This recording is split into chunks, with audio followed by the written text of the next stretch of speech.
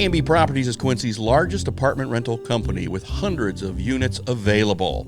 They offer short-term and long-term rentals with 1 up to 4 bedroom apartments. A&B Properties meets the needs of its tenants with care, compassion, and a quality of service that exceeds expectations. A&B Properties also has a convenient tenant app for you to do your payments or make repair requests. Give them a call today. A&B Properties, 217-919-8080, Quincy.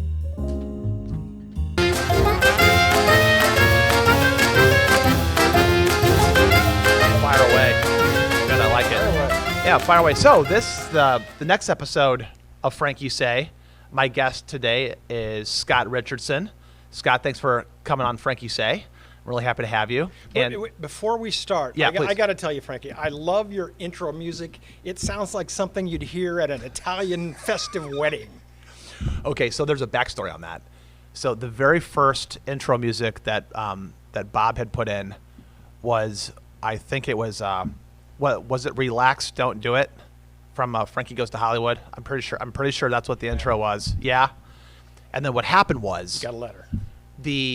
We did the Roberto Stellino from Tiramisu pod. Okay. And Bob just inadvertently just changed it to that poppy Italiano style thing. Yeah.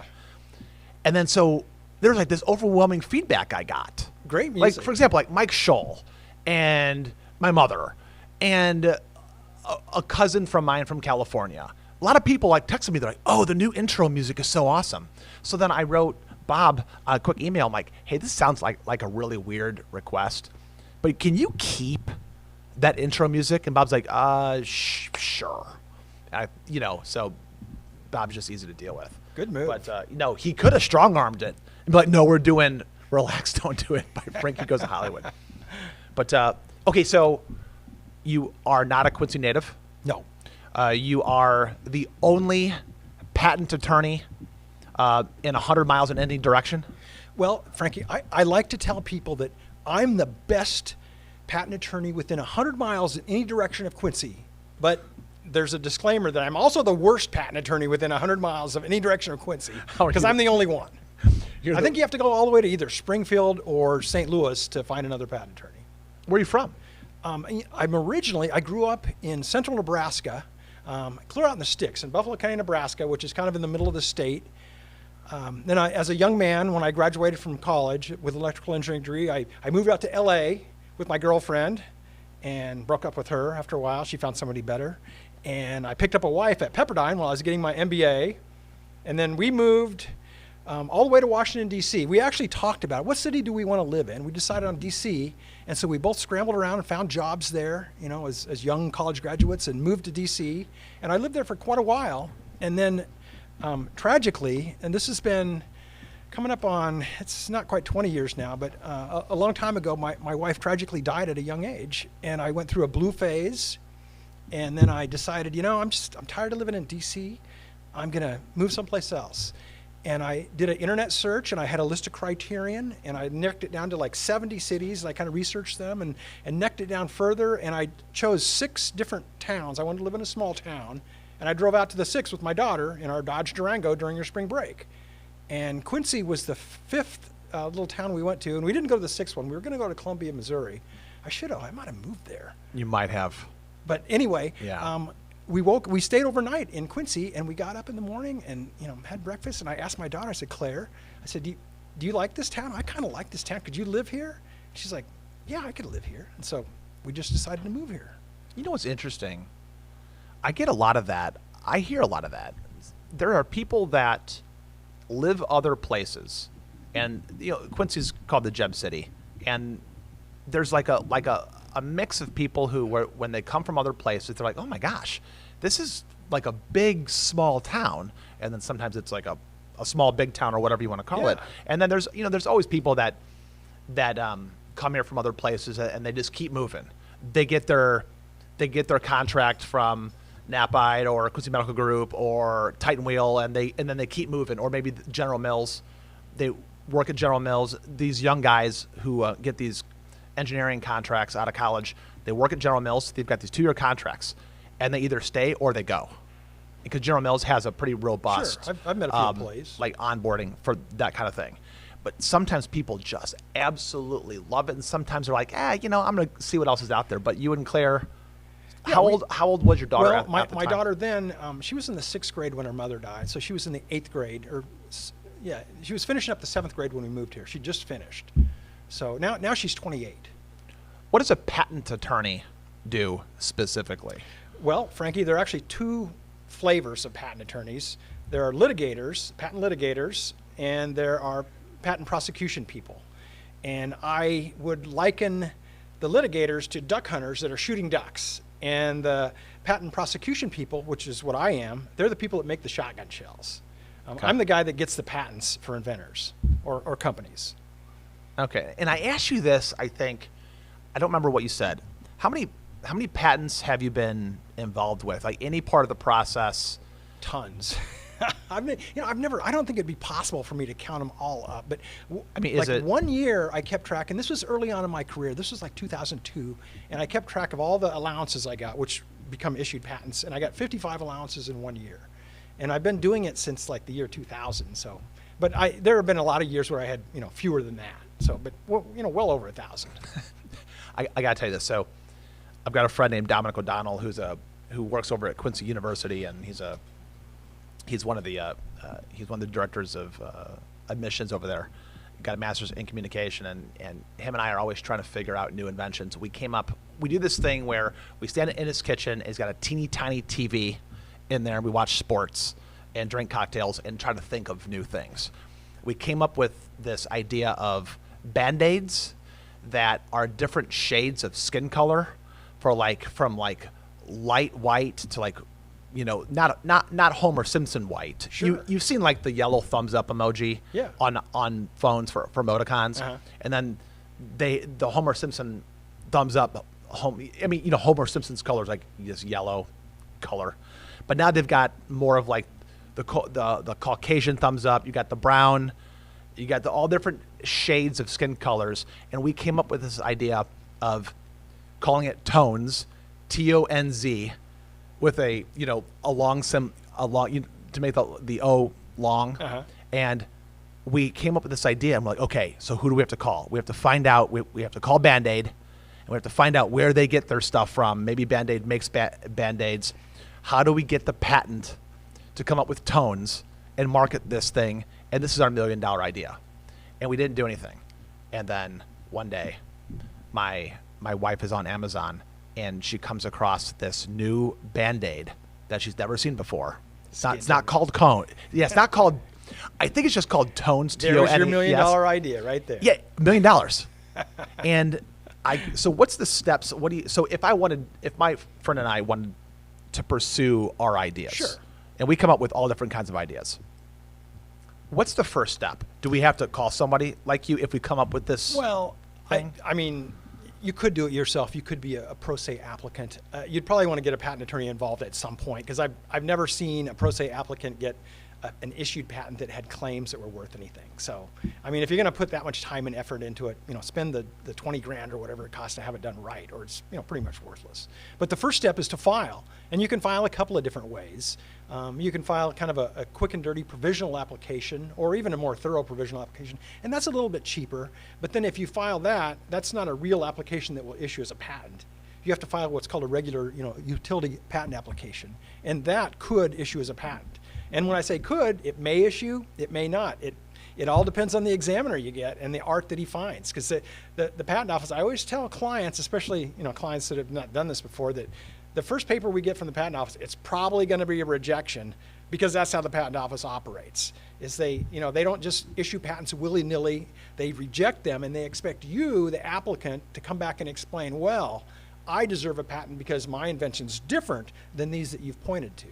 So, in a nutshell, that's what it is. Is there a federal patent office? Oh, yeah, U.S. Patent and Trademark Office. I used to work there. I was a patent examiner. I used to issue patents.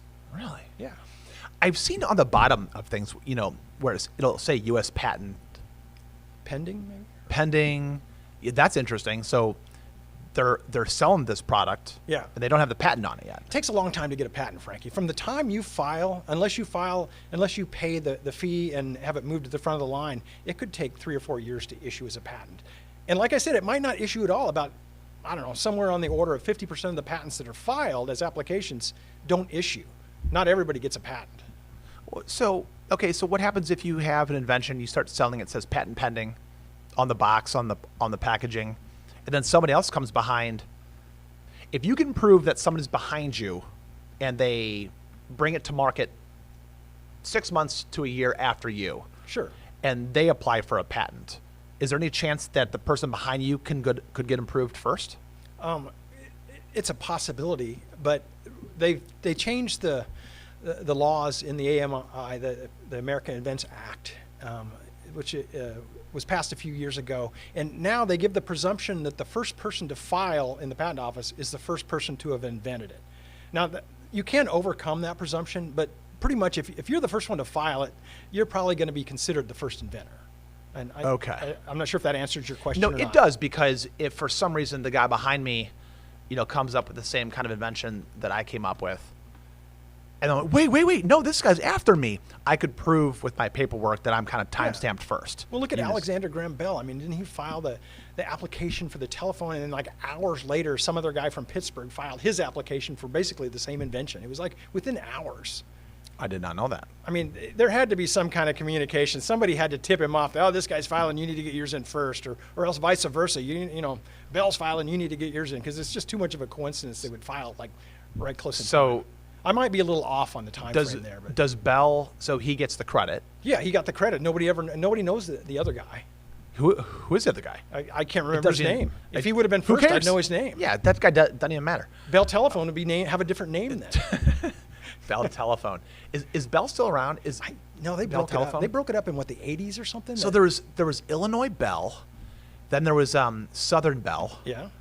And it was just like back of the railroads back then, utility companies, and they would merge and whatnot. My grandmother worked for Illinois Bell for like 35 years in the East St. Louis area for a long time. And every time I'd go over to her house, she would sit me down and tell me what it's like to be a telephone operator. Every I'm time. Like, yeah, my grandma, I know this story already.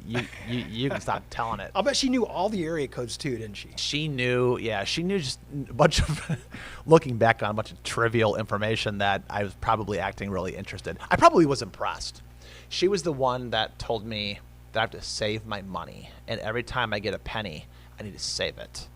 And so now if she was alive, she did pass away. I love her very much. She was 95 when she passed away.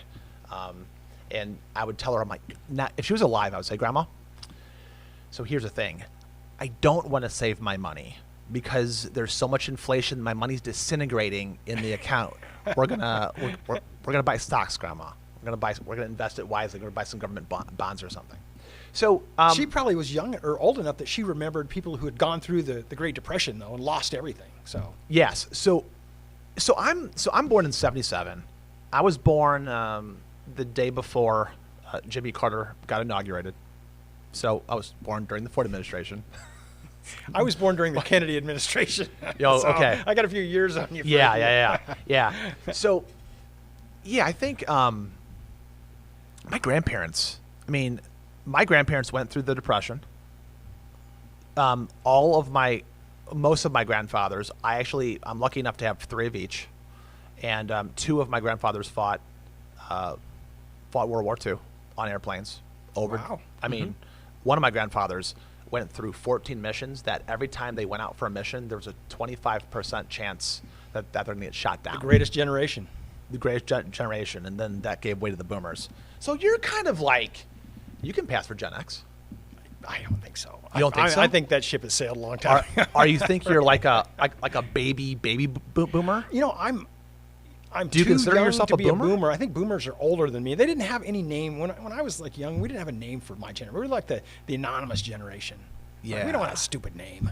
Yeah, but I mean, I think like if you Google Gen X, I think you're right there. But they made that up late. I Did mean, they? didn't call us They that just make it 20 up? years ago. Okay. They just kind of lumped us in that category to have full coverage. But then to your point though, the greatest generation, they weren't called that. No. During the Depression. No, that was the and book by what? Tom Brokaw. Yeah. Good So, book. yeah. That was a really good book. My father, my dad Walt, wants to write a book called The Worst Generation, and it'd be all about the boomers. He's a boomer, and he's not impressed. He's not impressed at all with the boomers. Like He should. He should. Just based on the title alone, he'd get The sales. Worst Generation, the sequel to Tom Brokaw's book. I need to remind him about that. He's not. He hasn't. He could definitely do it. He's super smart. He should write that book, The Worst Generation. It would sell in Quincy. Well, if he writes it, let me know, because I'm going to get an autographed copy from him, okay? Yeah, no problem. I'm probably going to be in the book, by the way. Yeah, I mean, low-hanging fruit. We got. Yeah. So I got a question about patents in general. Do you know of what is something that is there anything wacky or weird about the patent world or weird inventions? Now, as an attorney, you have to be careful. You can't talk about certain things. Can you talk about things that have already happened? Well, no, I can't talk about like pending applications now unless they've been published. Then I could talk about them because they're public domain. Anybody that knows where to look can go on uspto.gov, the Patent Office's website, and find a published application. And applications, when I file an application, unless you file a request to not be published, it's published after 18 months. So, I mean, the work that you get, you're not getting like people from Quincy constantly banging down your door trying to. When I first moved How to does this this work? town, I was kind of an elitist as far as clients go, because I did a lot of IBM work, and I was kind of a golden boy of IBM patent stuff, because I could just call up and they would send me as much work as I wanted. So depending on how ambitious I was, I could make as much money as I wanted. But then they changed management in that particular law group, and my source of work just kind of dwindled down and dried up, and so I had to went out and find new clients after that. So, How do you do that? just kind of mostly word of mouth. I had a website for a long time, but I took it down. So mostly word of mouth, and I have a few local clients. I've gotten a fellow named Luke Turstrip, who has a company named Dragon Screed. I've gotten him several patents, and he has an awesome invention. His invention is it's a mechanized. He's a concrete guy. He ran a concrete crew for years and years. Is one of the things he did. He's like a jack of all trades. He's a master of many too. He's able to do all these different things. But he made this invention, and it's a mechanized offset concrete screed. And with that device, he can have a smaller crew. Instead of having like a dozen guys on his crew, he has like 6 or maybe 7 guys on his crew, and he can pour about 75% more concrete in one day than a regular crew without his invention. Luke Turstrip. Oh, he's a badass. Yeah, no, I know who he is. Patty runs the ambiance. Yeah, You probably know Patty. Yes. They're Patty, kind of local celebrities of this town. Absolutely, they are. As a matter, my wife is good friends with Patty, and the number of times that my wife is talking about Patty, Patty says this, Patty says we should do this, Patty thinks this. And my wife went out with them one time, and Luke is like a real quiet, reserved person from my point of view, but like full of wisdom and really fun to talk to. It's the same Luke. It's amazing. So there's a lot of cool people in Quincy. Absolutely. Yeah. And we were talking to like so whenever I read like Muddy River news articles in the comments, there's all of these like on Facebook when Muddy River will post this has happened and this has happened and this happened, you get all the shares and all the comments going, and you've got like these people that are trying to build Quincy, and then there's people that are just really fed up and like mad and negative and like bringing Quincy down. Tear it down, huh? Yeah. And I go back and forth on it as a person who like feels like sometimes I feel like I'm stuck here, but then I still probably think that living in Quincy puts you in the top 1% of the world, no matter who you are. I mean, in terms of like, this is one of the last places the terrorists are going to poison the water supply. Probably, yeah. I mean, if there's some type of terrible tactical nuke situation that the U.S. brings on itself, possibly, I don't think Quincy is going to be the first on the Probably list. among the last, yeah. Among the last. It's right in the middle of the country. We're on a body of water. It's like 14 feet. In the channel, the Mississippi is 14 feet. By the Army Corps of Engineers, it has to be 14 feet in between the buoys. And there's like 10 feet of sludge or 20 feet of sludge behind that. It's the muddy Mississippi. But it's still a body of water. It's still a body of water. So you got to count it. A famous body of water, yeah. It's famous. I mean, people know the Mississippi. They know the Nile. They know the Amazon. What else? The Hudson? I don't think so. No. The Mississippi, yeah. Mississippi, okay, yeah.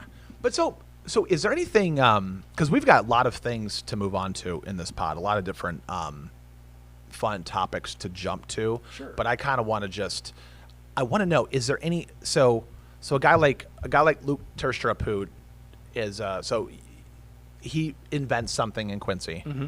He does these kinds of things. Are there any other Quincyans? And if you can't say, that's fine. Are there any other Quincyans that you've bumped into that have come up with something cool and like really productive, Luke has, or is most of your work kind of? There's nothing that once it's an issued patent, the cat's out of the bag. It's not. There's no secret then. I can talk about it. But like broadcast electronics, I got them a couple of patents, and there's a couple of pretty decent ones there. One of them was a new type of amplifier, which was kind of interesting, and it's kind of an older technology. It's too bad they didn't invent this like 30 years ago, but And then I've gotten Knapheide a couple of patents, and some other companies as well, and individuals. So, I was just at Knapheide an hour ago. Have you ever been to? You've been to the Blues in the District. Yeah. And the place where they plug in the outlets. There's like a steel plate that you flip over, and it exposes the electrical outlets. Then they plug them in. You probably never noticed those. Is it by the gazebo? Well, there's a couple of them there, but yeah, there's one by the gazebo. Anyway, the point being is that a guy that works at a local engineering company had the idea for that, and they came to me, and I got a patent for him on it. Really? Yeah. And then was he able to mass produce that? I think they just made a couple, and they are in that park, and then I think he didn't even pay the maintenance fees, and now anybody can make it. It's out in public domain. But I got the patent for him, so. I bet that kind of thing happens a lot. It's just one of those things where you make something, you invent something, you get the patent for it. You're like, oh, I did that. I made that. And then you do it, and then it's like, okay, well, I'm good. I did it. The maintenance fees really add up because you have to, once you get an issued patent, at three different junctures during the life of the patent, you have to pay a fee to the government to keep it alive. How much is the the fees fee? go up. I don't know. It's a couple $100 for the first one, and then about double that for the second one, and then about double that for the third one. So the last one ends up. It depends on how large of an entity you are. Like if a big company has to pay more than a solo inventor, but it could be $1,000. That is so. It's the government, That is so dirty. It's like, man, I recently somebody pointed out to me that you have like licenses are essentially your freedom's being sold back to you. It's like, wait a second. I own this patent. Why do I have to keep on paying somebody? You got to just keep the juice running to keep doing it. Is there any reason why the government would choose to keep? I mean, well, do they have? So maybe it's to keep the patent office alive and to keep that thing working. That's probably part of it. But the rationale is that in return for you disclosing what your invention is, because in the patent description, the specification it's called, you have to describe it in sufficient detail so that somebody of ordinary skill in the art, and that's a patent term, somebody that does, whatever the inventor does, can read that and they can make and use that invention. But in return for you disclosing your invention, they might, if it's original, grant you a patent. It's actually, original is not the term of art. The term of art is non-obvious and novel. But if it's non-obvious and novel, they might grant you a patent for that. And in return, and when they grant you a patent, they're actually giving you this mini monopoly to practice that invention, and nobody else can practice that invention. You have the right to sue them in a court of law for patent infringement. Oh. So, but then if you don't pay the maintenance fees, the thing is, if you're not using this invention, then it's probably good that they have maintenance fees, because then you don't pay you're not using it, you don't pay the maintenance fee, and it goes into the public domain, so then anybody can use it. If somebody has an invention and they want to get a patent, you said the dollar amount of $20,000 earlier. Yeah, it's somewhere on that.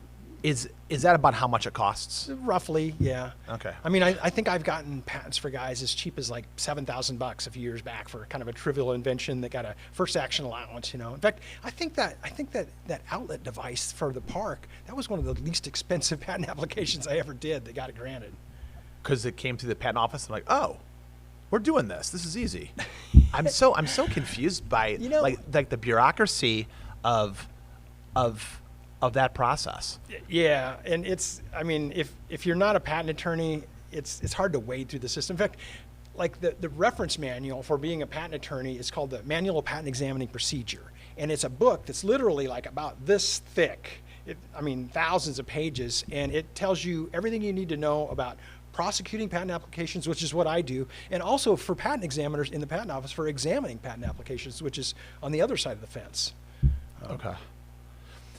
Besides jiu-jitsu, what kind of things do you like to do? So you're the only patent attorney in 100 miles of any direction, okay? That's right. So you are in like elite territory. I have a monopoly on patent law in Quincy. You are complete control of this. You are the boss. Besides jiu-jitsu, because as much as I want to talk about jiu-jitsu, there are certain subjects that come up a lot in this pod organically, and things that my guests like to talk about. It ranges from jiu-jitsu to Bitcoin to TIFF. So these are subjects that I don't mind talking about. Don't mind talking about it at all. Well, besides jiu-jitsu, I used to be an avid golfer. I belonged to the country club for quite a few years, and I would golf all the time, and I wasted way too much time doing that. And I wasn't seeing improvement there, so I just kind of gave it up, and I haven't golfed for a couple of years since then. Okay. So I've got a question for you about golf. Sure. I'm kind of glad that you brought up golf. As a matter of fact, there is a golf pro, and Bob had the name for me. We got to get this guy on the pod. So golf is one of those things where, okay, like jiu-jitsu, you and I are not spring chickens, but we like to be really active, and I'm much less not a spring chicken than you are, Frankie. Yeah, I mean, not kind of, I got you by about 14 years? So. Yeah, something like that. But it's like when I look at my kids. I mean, my kids, like my 7-year-old, I'm 40 years older than my 7-year-old. Okay, that's a really big difference. When he's wrestling, when he's in combat sports, the difference between him doing combat sports and me doing combat sports is very different, okay? So or the difference between an 18-year-old kid, boy or girl, playing golf and a 70-year-old person playing golf. A 70-year-old can play golf. Yeah. Okay. One of the things I like about golf, and I'm glad you brought it up, because I bought my wife a putter 2 Christmases ago. And on one hand, I'm kind of like embarrassed for saying that because she hasn't used it since I bought it for her. Just like you're not a golfer, are you? I'm not a golfer. Because no golfer would want somebody else to buy him a putter. True. You find out after. But you know what? She bought me a water pick, and I don't use that thing either. Okay, yeah. And then maybe you should trade. This she past could Christmas, take the water pick, and you could take the putter. It's like I don't use the water pick. I do brush my teeth a lot, and I floss, but I don't use the water pick. Who uses a water pick? No. My son uses one. Really? Yeah. So I also bought my wife a bread maker this past Christmas. Okay, and she doesn't use that either. Oh, I love the smell of those. So pretty much my wife and I buy each other stuff that we just don't use because it's like maybe we're not paying attention to what each other really wants. But the thing about golf is I'm not a golfer, but I played 11 times last year. Wow. Okay. Must have been at events, right? There were 2 or 3 events in which when I'm playing at those events, like I'm not good. But when I'm by myself or with a friend who's not judging me, I mean, if I'm so I'm also left-handed, okay? And I'm mostly self-taught. I'm not good. We should go play golf. Sure. Like, you're going to be much better than me, and I'm going to be embarrassing. But last year I played with my friend Chad, and we went over to, what's that? Is it Cedar Crest? Yeah. So we like to go to the courses that we're not afraid of, like maybe making some big mistakes. That's probably a good course there. to go to. Yeah. Yeah, and I like that place. It's everyone's super nice. Good food over there too. And I start smashing 250-yard drives right down the fairway. Wow. And then chipping right on the green. I would kill for those drives. And then I'll 4-putt. Because my short game is garbage. So when was the last time you played golf? You should have played golf like George Bush Jr., W. They get it on the green, and then they just add 2 strokes and move on. Oh. Speed golf. Can you do that? Well, he does. He did. Well, he's the president. Yeah. He does whatever he wants. I'm sorry, I interrupted you. What were you saying? Yeah. Like, I mean, yeah, that guy's like does war crimes and stuff too on top of like cheating at golf. But no, I mean, so So jiu-jitsu, golf, without giving away your primary residence location, you had mentioned the Frank Lloyd Wright situation, in which I think that's a fascinating thing. What do you think about the architecture in Quincy? Oh, that's probably the thing that attracted me most to Quincy, because I grew up in this tiny, well, on a farm outside of a tiny rural town in the middle of Nebraska, and a kind of a poorish town, say, and nothing at all with respect to architecture, beautiful homes. And I come to Quincy, 30 years later, 40 years later, and Quincy has phenomenal architecture.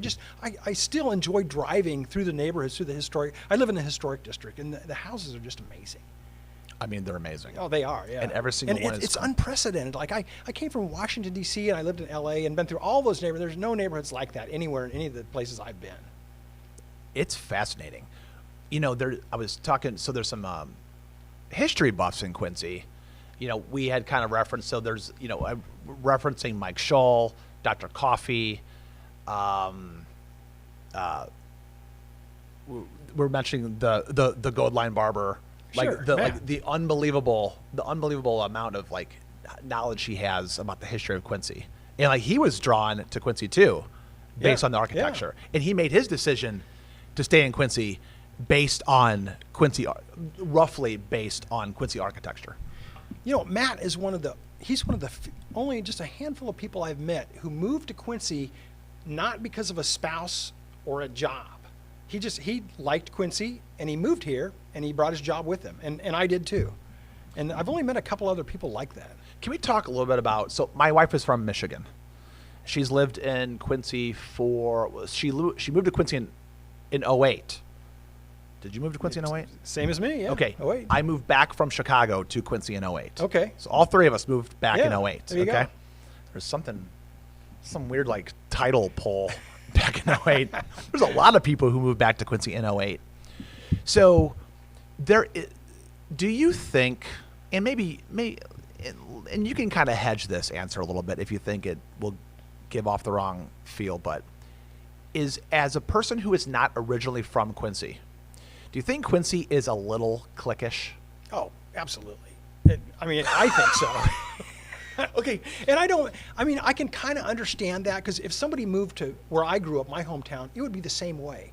In fact, I didn't always live in this little town in Nebraska. We lived in a different city. My dad was he was a statistician for the government, and then he quit that job and moved back and became a farmer, went in partnership with his father.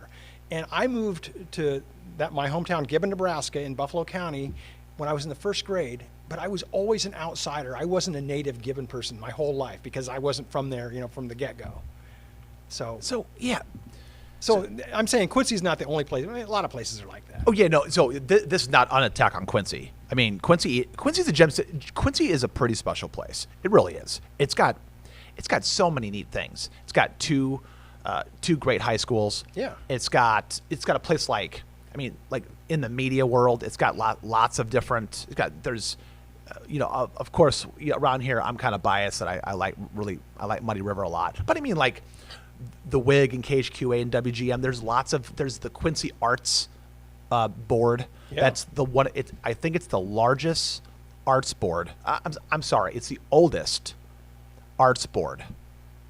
I don't know, either in the Midwest or in America. It's 175 years old. When you're going down Main Street and you're taking a look at all of those houses, and then in the historic district, the old, do they call it the German historic district? I don't even know what that neighborhood is called, because my parents live in that area too, and I live just outside of it, pretty much across the street from St. Peter's. Okay. Yeah. And that general feel, pretty much I'm going to kind of outline where I think the architecture is just off the chain amazing. Kind of from Vermont all the way to Kentucky. And then I'm going to say roughly from 24th Street to 12th. 12th, yeah. And that's something. That's a fair assessment. I'd agree with that. Yeah, I mean, there's some cool stuff around it, and there's a lot of cool houses on the north side too when you get up in there. I mean, some of those neighborhoods are a little bit, sketchy, but really beautiful old houses, great bones. Yeah, I mean, 3rd, 4th, 5th, 6th Street. Yeah. There's on the north side there.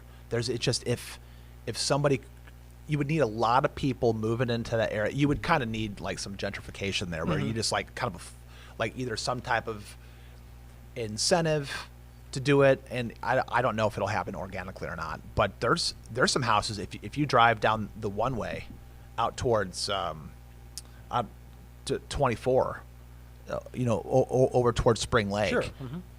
There's some like really neat homes. Maybe it's not Fourth. Maybe it's not 4th Street. Maybe it's 5th Street. I don't know, but there's some neat stuff. Yeah. 5th and 6th Street. And even if you get over a couple blocks into 6th and 7th, I used to Yeah. walk. Well, I had an office on Main Street. I'd walk up to the veterans home and back, getting exercise. I just walk my dog up there and back, like over lunch hour. And there's some beautiful homes in that neighborhood. Yeah. So, what is it about small towns that have that cliquish attitude? Because this is not an attack on Quincy. This is like small towns just have this different feel. Like the big city is just you're forced to just kind of accept everything.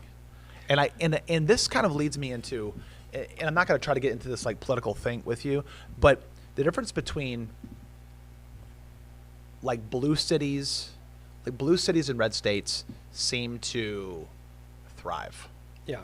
And so you've got this red state kind of feel, but then you've got a blue city. So and you don't have to agree with me here. That's one of the things about this pod where, you never know what's going to come out of my mouth. So that's why it's called Frankie Say.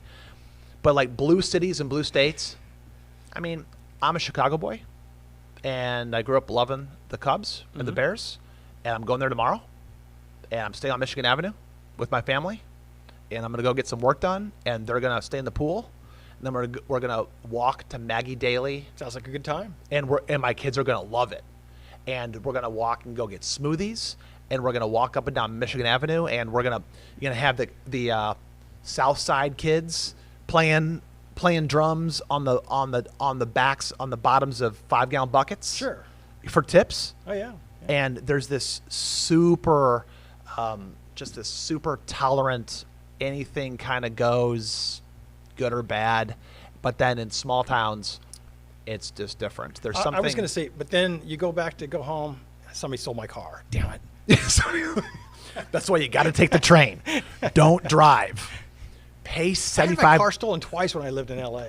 You did? Yeah. Well, What actually, happened? they didn't steal it. I had a kill switch in it, but they broke in to steal it. And one time, the cops caught the guy and hauled him off to jail or whatever, and then impounded my car. And the other time, I caught the guys myself. So. Okay. So here's my car got broken into in Chicago, completely totaled. So in Chicago, there was a place called Cabrini Green, and it's a very famous housing project. It's downtown Chicago. It is probably, I'm trying to think, it's for those of you who know Chicago, it's near the Clark and Division Red Line stop on, if anyone is familiar with the Viagra Triangle, Rush Street, Carmine's, Gibson Steakhouse, right there. Like in Chicago, it's wild how you can have a housing project and then across the street, people are valeting their BMWs. That's what it's like in Washington, D.C. Very spotty. Yeah. I mean, it is wild. There's a place called Walter Payton College Prep High School. Okay. Okay. It is sweetness. It's 1 or 2 blocks west of LaSalle in Chicago. And Walter Payton College Prep High School. You see the kids going in and out of this high school, and you're thinking to yourself, it's a beautiful building, beautiful school. It's just gorgeous. But I can't understand. I'm watching the kids go in and out of the school. I can't understand how they're going to this school because it doesn't look like they belong in there. And I'm not trying to be mean about it. It's just that you see this just gorgeous, everyone's in suits, the administration. Then you get these kids who look like they're homeless going into the school. And I thought to myself, I'm like, I don't know if I should park my car here. That might be a bad idea. I had been in Chicago for 3 days. I had parked it back and forth on the street. On the 4th or 5th day, I came back out to my car. I was driving a 1993 Mazda MX-6, manual transmission. I come back to just move my car. I was going to go out to the suburbs. I come back. My car is completely destroyed. all the windows are broken. The hood is gone. The tires are gone. The wheels are gone. The hood's gone. The hood's gone. The seats are gone. The stereo's gone. The steering wheel's gone. Everything's gone. Oh, man. Well, first of all, I feel so bad for you, but I wish I could have seen your face right when you saw that. It's like, You know what I did? cried. No. I was just like, wow. Wow, look at all the work it took I mean, into like it's dismantling. beyond fixing up at that point. It's completely done. I had to pay somebody $300 to take it away. I mean, it wasn't something I could like. So I actually tried to get it scrapped. Yeah. Or first of all, I called the insurance company, and they're like, "Yeah, no, like I don't even know what to tell you." My insurance company did not pay anything for it, and I had good insurance. Geico actually, Geico didn't pay. Geico's going to sue me now for defamation, but they didn't pay. They wouldn't pay the I'm claim. not a big fan of Geico. Yeah. You know that Geico stands for Government Yeah. Employees Insurance Company? Because that started in Washington, D.C. Yeah. Geico was a government. I think Warren Buffett owns Geico, or owns a big piece of it. Or Does he? something. Yeah. He owns everything. Is it part of Berkshire Hathaway? Yeah. Is it? Yeah. But yeah, I lost that car, and that was brutal. But you know, you can lose your car in Quincy. You can get it broken into. If it's got a catalytic converter, you could that thing maybe. is gone. Yeah. What's with that anyway? Catalytic converters getting stolen. That's insane. That's big money. I guess. There's palladium in those bad boys. That's why they steal them. Is it palladium or platinum?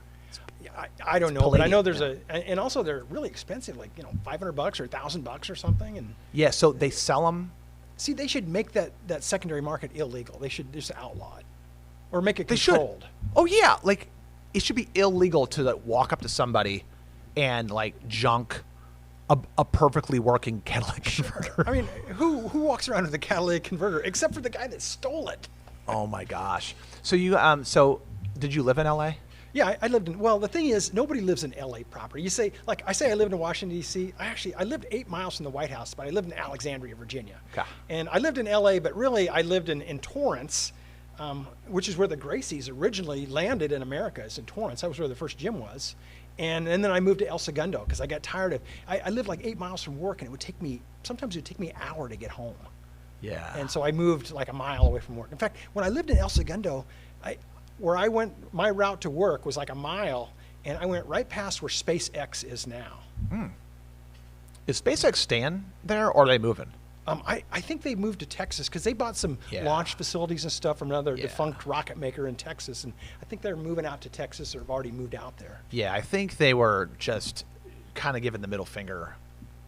It's so expensive in LA. Yeah.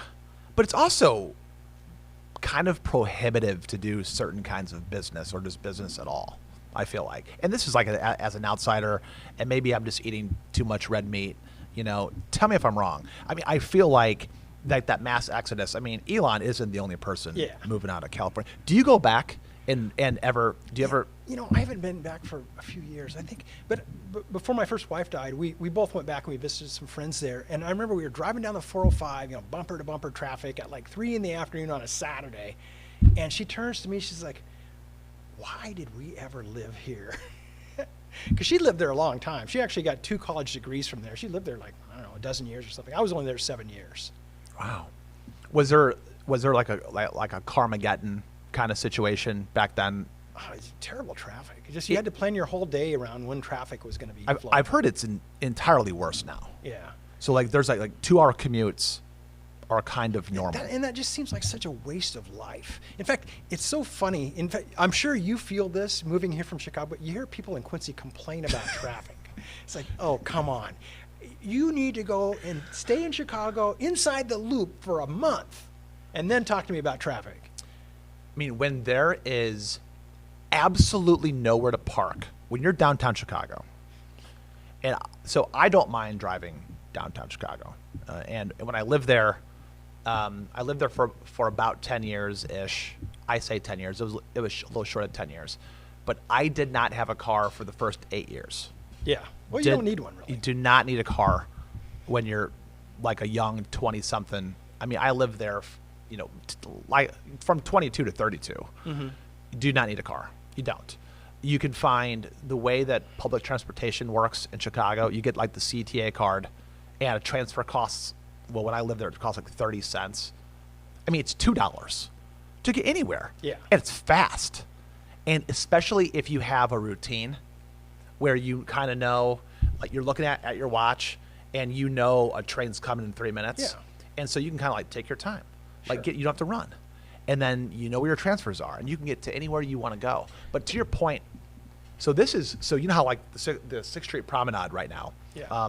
We're facing all the construction. Did you see some of it coming in? I walked right past it. Yeah. So there's a rumor that says that this construction of the promenade will be done around August. And maybe that means October. Did they specify what year, August? Yeah. So if it's like, in Chicago and in big cities, there's 2 seasons, winter and construction. But in Quincy, so Reese Construction, they're a really good outfit here in town. In the city of Quincy, these guys are on the money. Like, I mean, I can show you a picture. This is in front of a building that I took this picture today. Yeah. And so you see if the listeners are trying to figure out, there's a picture right in front of these buildings, and do you see all this brick? Mm-hmm. So here's another kind of a picture of it. But right now, Reese Construction is tearing the crap out of this street, and they're doing all of this infrastructure. They found a sewer line they didn't even know existed, and it's just such a neat thing. But sure. But so that should be done in about August. But anyway, to your point about parking, this idea of Quincy people moaning, bitching, complaining about how it takes. Yeah, they had to park like 1 block away from where they were going. I mean, it's like everybody needs to, like, you know how like in Israel, everybody has to have like 1 year of service to their country. I'm not proposing that Americans mandatory have to do that. That's kind of tyrannical, but it would be kind of neat if people felt that way. Like 1 year, it doesn't have to be like 1 year carrying a gun. It could be, translating Spanish to English for you, just something for your country. But in Quincy, I think everybody should live in a place for 2 or 3 months and not be able to park anywhere. So in a big city, Yeah. if you want to find a place to park, $70 for 24 hours. Well, also, if you're inside the loop and you go someplace in Chicago inside the loop, if you find a parking spot within a block of your apartment, you might leave your car there for a week. Or 2 weeks. I mean, it's like winning the lottery. It's like winning the lottery. And do you know about dibs? No. So there's something called dibs in Chicago, and I don't know if this is done in other cities. So there are people that will do everything in their power to park close to their place. Mm-hmm. So let's say they find a place 3 or 4 blocks away from their apartment or whatever. They will put like entire couches in parking spots. They will And they'll leave it when they leave the couch there. It's yeah, like a placeholder. Yeah, absolutely. There are people that try to find used couches to use them as dib markers. And this is a thing in Chicago. All over the city. Not in Lincoln Park so much, but like far north side, like Irving Park, like 4,000 north, 4,000 south. But Quincy, I think Quincy needs to get a better grip on it's okay if you park a block and a half away. Mm-hmm. It's okay if you park 2 blocks away. It's okay. But they don't really understand that yet. I did something. I kind of feel bad. So Udry Jewelry, which is right here on the corner, and those guys are friends of mine. And there's a place, like there's a parking spot open right in front of their place. But I thought to myself, I'm like, man, I really don't want to take that parking spot from somebody, from Vince. Yeah. So I parked over here, and that's O'Connor Wealth over there. I thought to myself, man, I really don't want to like park in front of O'Connor, but I'm thinking like, who needs it more? So that's literally how I base my decision making downtown Quincy. So, want to talk about jiu-jitsu for just a few minutes, Sure. and then we'll wrap up. Yeah. Okay. Sounds good. And I hope anybody listening doesn't think, oh my gosh, why are we talking about jiu-jitsu again? But it must, it must be important. I'm trying to get you into the gym. Okay, yeah. It's time for you to come, really. You've been putting it off. It is. I've been putting it off. I'm scared of getting injured. Vitor is waiting for you. Yeah. Is he really? Vitor Corday. Is he really waiting No, for me? Okay, because if he really was, He will be after he sees this, though. Okay. Well, supposedly Vitor was waiting for me after the Matt In a interview. friendly manner, though, In a not way. in a threatening He's manner. just In a gonna- friendly manner. I mean, obviously he's a higher up black belt. He was He's- like number 3 in the world. Gosh, jeez. Okay, so where is this gym? It's one block to the east of the Coach House, 25th and Broadway. Okay. Gracie Barra. Okay. And Vitor and his beautiful wife Erica moved here. Actually, they moved to Hannibal first, and they practiced out of a gym down there till he got his licensing and so forth in place. And then he went partners with the guy who owns the Gracie Barra down in Hannibal, and they opened the gym up here in Quincy a couple of years ago. And I've heard it's gone gangbusters. Oh yeah, gangbusters, just very popular. And there are like 2 or 3 really good jiu-jitsu gyms in this town. I'm biased towards Gracie Barra because that's where I go, but I'm sure the people that go to Midwest or wherever others, they're biased towards them. So Yeah, so Coach Scott at Midwest, awesome dude. Mark Kirchhoff had just opened up a gym in Palmyra, awesome dude. Then you got your gym, that's 3. I think there's a 4th one. Now, does Legacy do jiu-jitsu or no? I couldn't tell you. I don't know, but I know good things. I know that guy that runs that place, Bentley, he's a super good guy. We're very blessed with jiu-jitsu gyms Absolutely, and martial arts in Quincy. Well, jiu-jitsu's kind of become a thing. It seems like there are all these tech billionaires that, and Joe Rogan and different people who do jiu-jitsu now. You always hear about it. Like, Yeah, I mean, so Joe Rogan got to start with Taekwondo. yeah. And I tend to make fun of that, which I shouldn't. I mean, I don't do it, so I should not make fun. Someone should just slap me.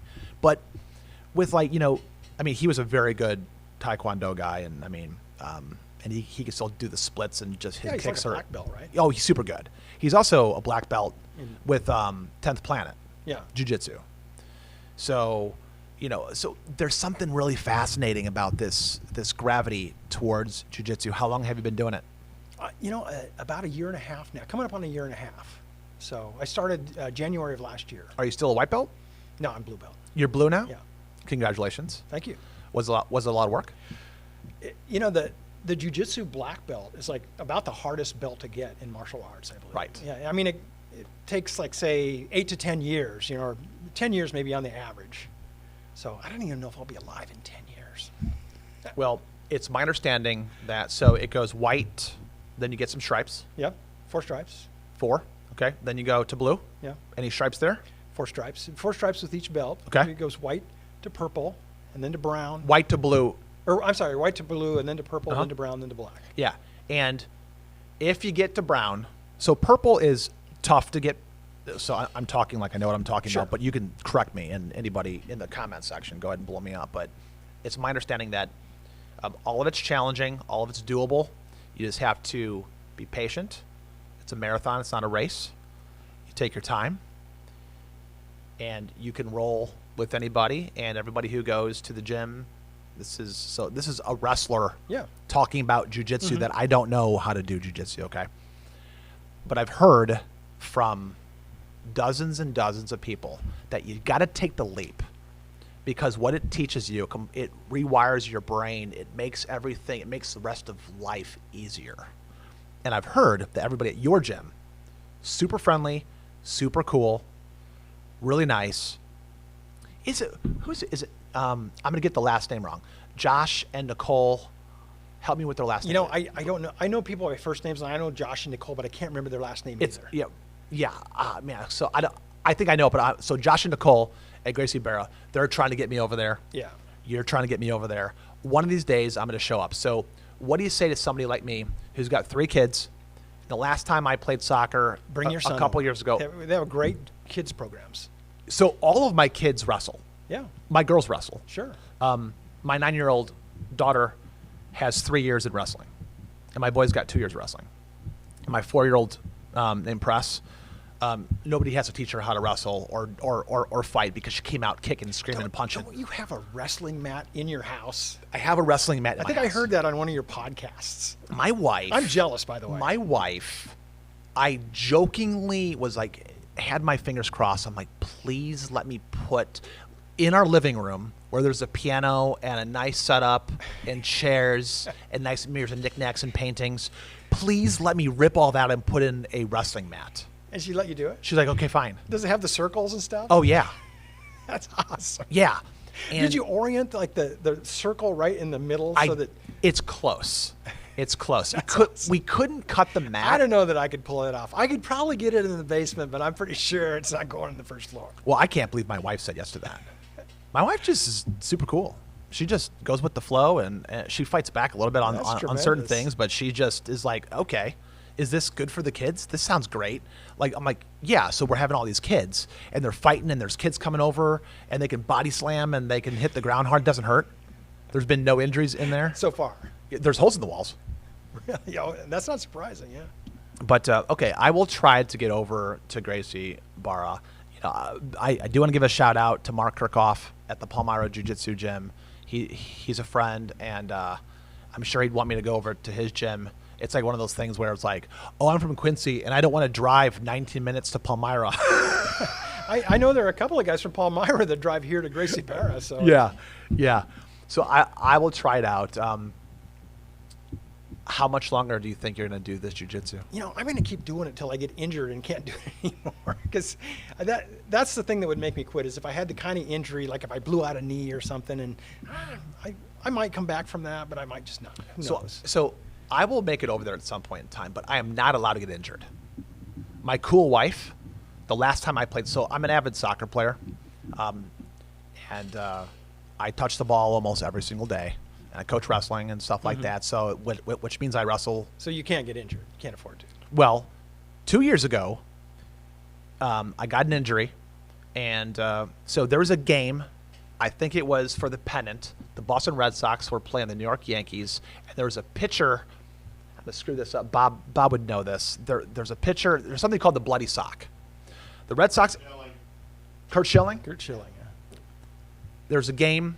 The Red Sox and the Yankees are playing, and he's playing, and the announcers notice that his sock is turning red. It's called the bloody sock game. He had an injury to the superior perineal retinaculum, which is on the ankle bone, right here, on the ankle. That's actually the bottom of the fibula. So in your leg here, you've got the tibia, which is the shin bone, and the bottom part that you can't really feel is the fibula. But at the end of the fibula is the ankle. It's the ankle bone. Yeah. And there's a sheath that wraps around the bottom of the fibula. And he got an injury to that. And that sheath holds a tendon. So it's like a pulley system. There's a tendon that wraps around the ankle bone. And that tendon is called the perineal tendon. And somebody kicked me. Can you see the scar there? Sure. Somebody kicked me there. Brandon Van Camp, I think. Son of a bitch. He kicks me. I think it was him or Chase Rerig. Purpose, wasn't it? No. These are all my friends that I love these guys. One of these guys kicked me, and I start running. And Johnny Hanchett, who owns the Fuzzy Bubbler here, he sees me, goes, I go down. He's picking me up. He's like, what happened?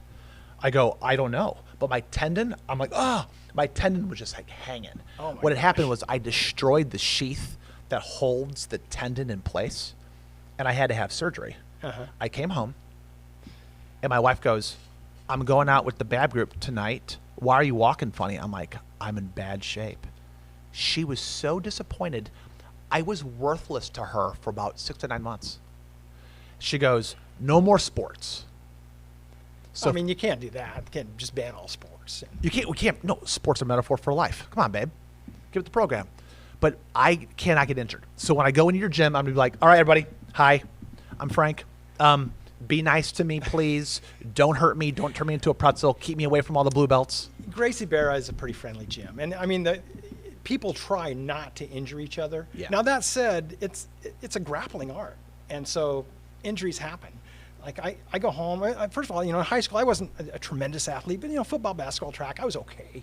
Never really had any injuries in high school, but Gracie Barra had just a series of little like bruises all over. Like, at night, my wife will look at me and she's like, these bruises. She's like, let me get this right.